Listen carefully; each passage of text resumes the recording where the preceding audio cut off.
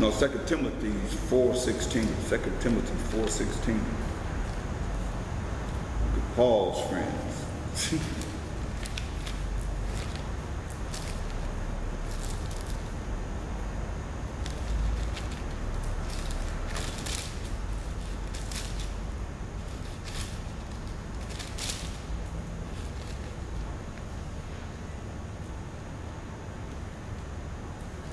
He said, at my first answer, no man stood with me, but all men forsook me.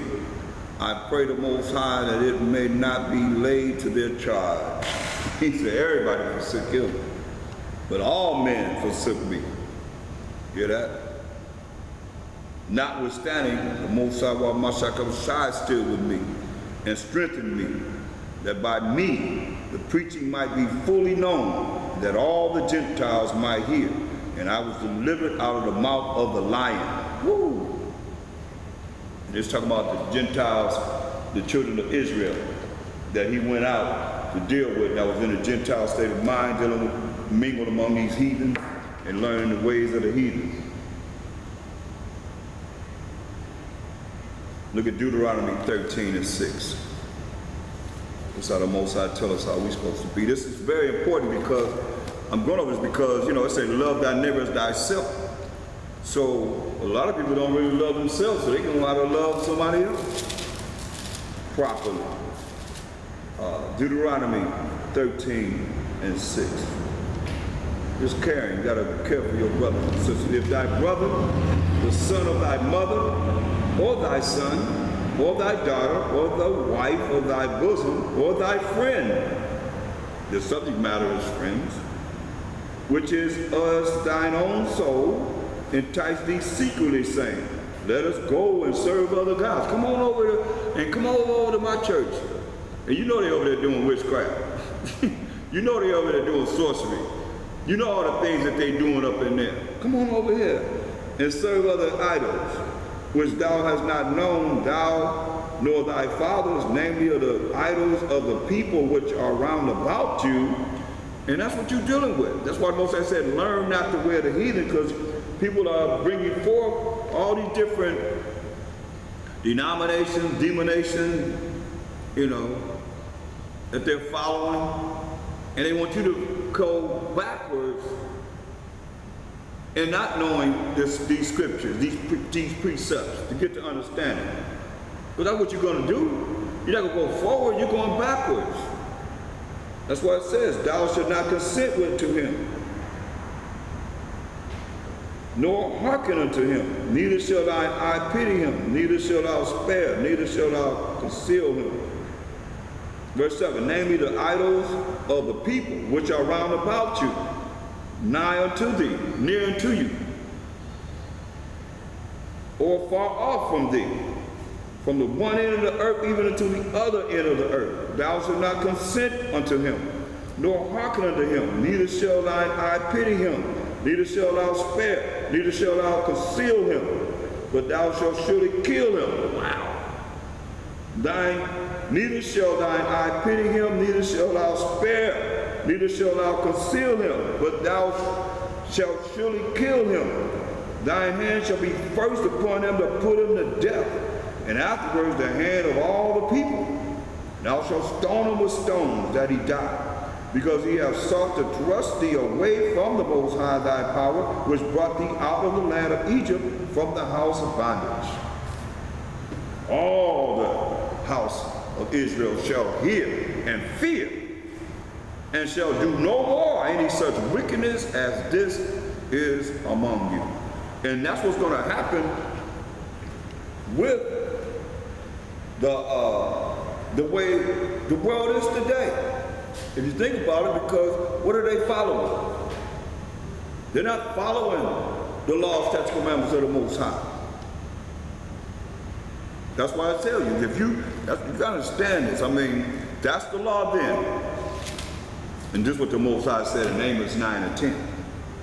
All the sinners of my people, all those that break the laws of the Most High shall die by the sword, which say, the evil shall not overtake nor prevent us. So what are they saying? when they say the evil shall not prevent or overtake us? What do they really say? That the Most High can't touch me. In Isaiah 45:7 says, I form the light and create darkness. I make peace and create evil. I, the Most High, do all these things. So they talking about, oh, I'm holier than thou, and the Most High can't touch me. That's not giving the Most High the glory. He can touch any of us. Who is it that's without being touched? When the Mashiach cried to him and said, let this cup pass from me. He said, but let thy will be done. We done read where he said, please the Most High to bruise his only begotten Son. We can't step in the Mashiach's shoes. We can't even step in Job's shoes. But yet still, people of the day think that, oh, the Most High can't touch me. And that's what you're saying when the Most High create evil. He conquered up what Satan was going to do to Job. He put his left hand forth and allowed that evil to happen. That's why I say people don't know the Most High. You don't know him well enough. Y'all done created your own power. It ain't the power of this Bible. But understand, please, because it's very important that you understand this. And don't think that just because, we are living in our own way of righteousness, that the Most High won't deal with us. You know what I mean? Because he dealt with Job in his righteousness. That's why we always got to give the Most High the glory for everything. He's worthy to be praised for everything. Don't fall short. Don't fall short, because the Most High, he's no joke, y'all. This is serious, and it's coming down to the last days, in this last times. Just one example.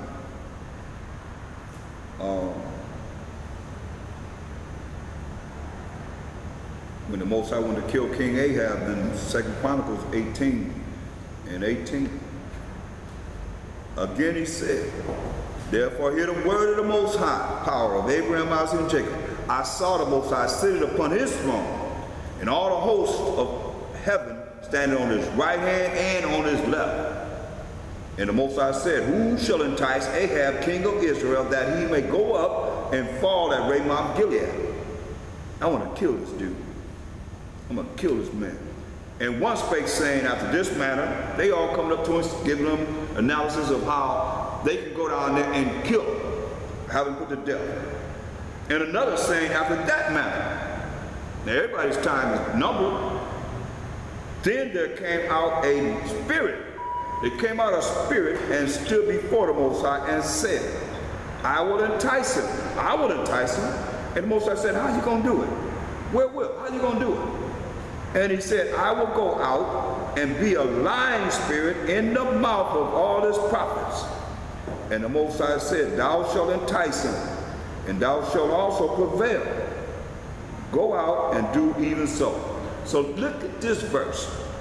Now therefore, behold, who the Most High have put a lying spirit in the mouth of these thy prophets. And the Most High has spoken evil against thee. See? So, nobody can say that, and it's very important because you have to have the mindset of the Most High to know what he'll do and what he won't do. Isaiah 55:8. See, for my thoughts are not your thoughts, neither are your ways my ways, saith the Most High.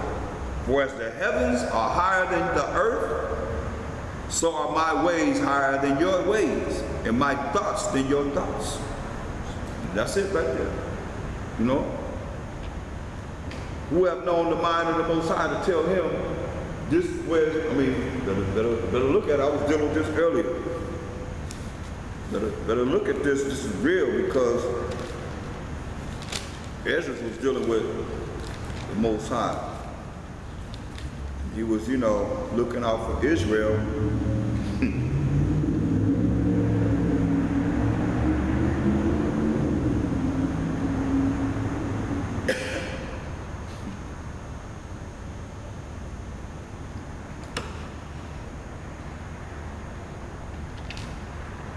Let's look at this. Let me see what time.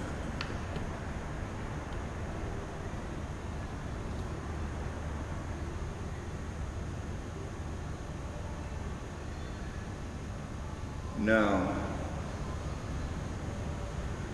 look at 2nd Ezra, the 4th chapter. And there's coming times when the Most High going to elevate these spirits, these angels that's on the earth. And the angel that was sent unto me, whose name was Uriel, who give understanding, gave me an answer and said, thy heart has gone too far in this world. Your mind has went too far in this world. You thinking too much. And thinkest thou to comprehend the way of the Most High? Then said I, yeah, my master. And he answered me and said, I am sent to show thee 3 ways, and to set forth 3 similitudes before thee, whereof if thou canst declare me one, I will show thee also the way that thou desirest to see, and I shall show thee from whence the wicked heart cometh. And I said, tell on, my power, my master. Then said he unto me, go thy way, weigh me the weight of the fire. Hear what he said? Weigh me the weight of the fire, or measure me the blast of the wind, or call me again the day that is past. Call yesterday back to be today. Weigh the fire, weigh the blast of the wind, and call again yesterday. But you know the way of the Most High. Then answered I and said, what man is able to do that thou should have asked such things of me? And he said unto me, if I should ask thee how great dwellings are in the midst of the sea, or how many springs are in the beginnings of the deep, or how many springs are above the firmament, or which are the outgoings of paradise, peradventure perhaps thou wouldest say unto me, I never went down into the deep, nor as yet into hell, neither did I ever climb up into heaven. Nevertheless, now have I asked thee, but only of the fire and wind, and of the day wherethrough thou hast passed, and of things from whence thou canst not be separated, and yet canst thou give me no answer of them? He said, moreover, unto me, thine own things, and such as are grown up with thee, canst thou not know? How should thy vessel then be able to comprehend the way of the highest? And the world being now outwardly corrupted, as we see it every day, to understand the corruption that is evident in my sight. Then said I unto him, it were better that we were not at all, than that we should live still in wickedness, and to suffer, and not to know wherefore. He answered me and said, I went into a forest, into a plain, and the trees took counsel. Check out this analysis that he's bringing. He went into the forest, into a plain, and the trees took counsel and said, come, let us go and make war against the sea, that it may depart away before us, and that we may make us more woods. Let's move the sea out of the way, that we can bring forth the woods of the trees, and now the trees take it over where the ocean is. The floods of the sea also in like manner took counsel and said, come, let us go up and subdue the woods of the plain, that there also we may make us another country. The thought of the wood was in vain, for the fire came and consumed it. The thought of the floods of the sea came likewise to naught, to nothing, for the sand stood up and stopped them. If thou wert judged now between these two, whom wouldst thou begin to justify, or whom wouldst thou condemn? I answered and said, verily, truly, it is a foolish thought that they both have devised. For the ground is given unto the wood, and the sea also hath his place to bear his floods. Then answered he me, and said, thou hast given a right judgment, but why judgest thou not thyself also? Why you ain't judging yourself? Why we got to judge ourselves also? A self-examination of ourselves. For like as the ground is given unto the wood, and the sea to its floods, even so they that dwell upon the earth may understand nothing but that which is upon the earth. And he that dwelleth above the heavens may only understand the things that are above the height of the heavens.